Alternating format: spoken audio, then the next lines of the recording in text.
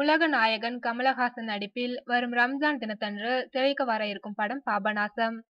மலையாளத்தில் வெளியாகி மாபெரும் வெற்றி பெற்ற திருஷ்யம் படத்தின் தமிழ் ரீமேக் தான் பாபநாசம். மலையாளத்தில் திருஷ்யம் படத்தை இயக்கிய இயக்குனர் ஜீது ஜோசப்பே தமிழில் பாபநாசம் படத்தை இயக்க இருக்கிறார். படப்பிடிப்பு முழுவதும் முடிவடைந்து தற்போது படம் வெளியாக இருக்கும் நிலையில் படத்தின் இயக்குனர் ஜீது ஜோசப் அலைபேசியில் ஒரு குறுந்தகவல் மின்ன எடுத்து பார்த்த ஜீது மகிழ்ச்சியில் மிதந்திருக்கிறார். காரணம், அந்த செய்தியை அனுப்பியது உலக நாயகன் கமலஹாசன்.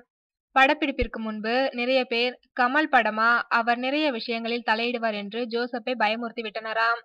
இதனால் படம் முடியும் வரை ஒருவித படபடப்புடனே இருந்த ஜீது, உங்களுடன் பணியாற்றியது ஐவி சசியுடன் பணியாற்றியது போலவே இருந்தது என்ற கமலின் குறுஞ்செய்தியை பார்த்து மகிழ்ச்சியில் அழுதே விட்டாராம்.